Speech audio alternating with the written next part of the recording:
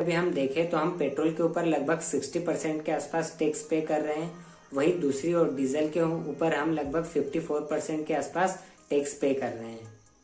तो इसी के चलते बीजेपी के एक लीडर सुब्रमण्यम स्वामी जी ने कहा था कि गवर्नमेंट को पेट्रोल और डीजल 40 रुपये पर लीटर कर देना चाहिए। 2014 में जब पेट्रोल की कीमत 70 से 71 रुपये थी, तब इंटरनेशनल मार्केट में एक बैरल क्रूड ऑयल मतलब कि 159 लीटर क्रूड ऑयल की कीमत लगभग $106 के आसपास। ब्लू लाइन है वो WTI की, मतलब कि वेस्ट टेक्सास इंटरमीडिएट, जो कि मेनली यूएस में प्रोड्यूस होता है। और जो रेड वाली लाइन है वो ब्रेड क्रूड की है, जो कि मेनली नॉर्थ सी में और मिडिल ईस्ट में प्रोड्यूस होता है। वही आज जब भारत के राज्य जैसे कि राजस्थान और मध्य प्रदेश में पेट्रोल की कीमत 100 रुपये के आसपास पहुंच गई है, तब इंटरनेशनल मार्केट में एक बैरल क्रूड ऑयल की कीमत लगभग 59 से $63 के आसपास है। कभी आपने हमारे चैनल को अभी तक सब्सक्राइब नहीं किया है तो इसको जरूर सब्सक्राइब कर ले। तो दोस्तों, मेरा नाम है अरविंद और हमारे चैनल में आपका स्वागत है। तो इस वीडियो में हम बात करेंगे कि क्यों पेट्रोल की कीमत में भारी इजाफा हो रहा है और उसके क्या कारण है। साथ ही साथ हम ये देखेंगे कि भारत कहाँ से कितना इम्पोर्ट करता है। तो आपने रिसेंटली देखा हो कि हर दिन इंडिया में पेट्रोल और डीजल की कीमत बढ़ रही है, तो उसके क्या वजह है।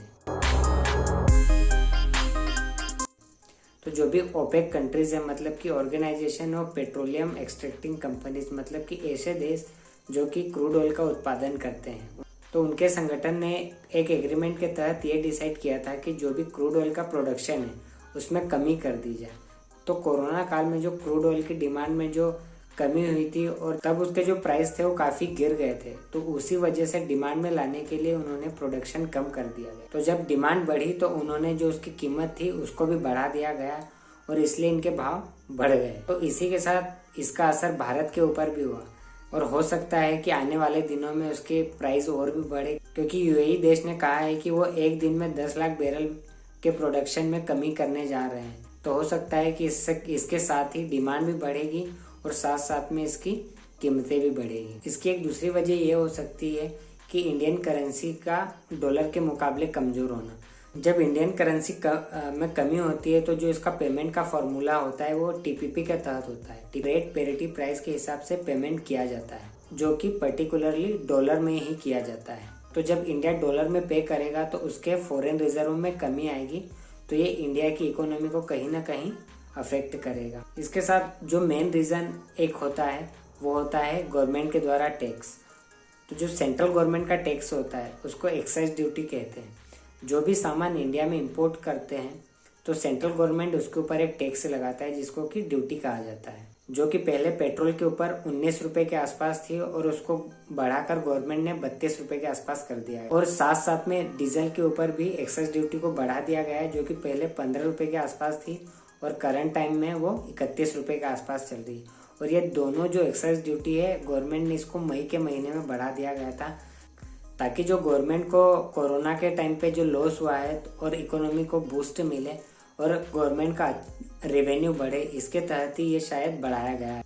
इसमें जो दूसरा टैक्स होता है वो होता है सेस, जैसे कि आपने सुना होगा स्वच्छ भारत सेस या फिर किसान सेस। तो ये कुछ एक पर्टिकुलर मकसद के लिए लगाया जाता है और जब मकसद पूरा हो जाता है तो गवर्नमेंट इसको हटा देती है। इसके बाद आती है राज्य सरकार की बारी। तो राज्य सरकार इस पे वेट लगाता है, मतलब कि वैल्यू एडेड टैक्स। ये अलग अलग राज्यों में अलग अलग होता है।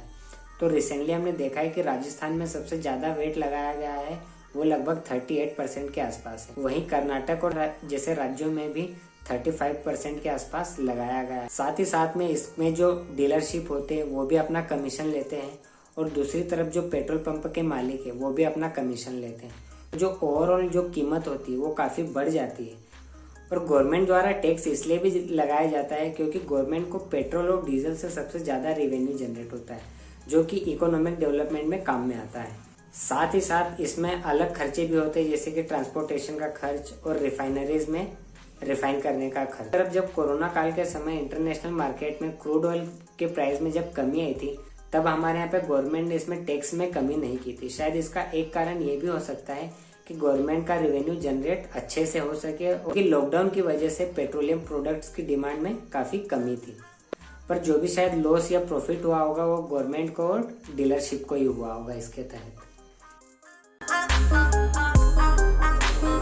लगभग 80 से 85% क्रूड ऑयल बाहर से इंपोर्ट करता है और मात्र 10 से 12% जो प्रोडक्शन होता है वो इंडिया में ही होता है, जो कि आसाम और मुंबई है जैसी जगहों पे होता है। इंडिया सऊदी अरब से सबसे ज़्यादा इंपोर्ट करता है, उसके बाद यूएई और यूएसए जैसे देश आते हैं। तो इसी डिपेंडेंसी को इंडिया कम करने के लिए कर्नाटक, उड़ीसा और आंध्र प्रदेश के कुछ एरियाज़ में इंडियन गवर्नमेंट कुछ ऐसी जगहों पे डेवलपमेंट कर रही है, पर इन पे डेवलपमेंट हो रहा है और अभी कुछ सालों के बाद इसमें प्रोडक्शन भी चालू हो जाएगी।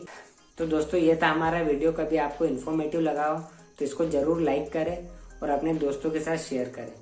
और कभी आपको ऐसे ही इन्फॉर्मेटिव वीडियोस देखने हैं तो हमारे चैनल को ज़रूर सब्सक्राइब करें। Thank you for your time.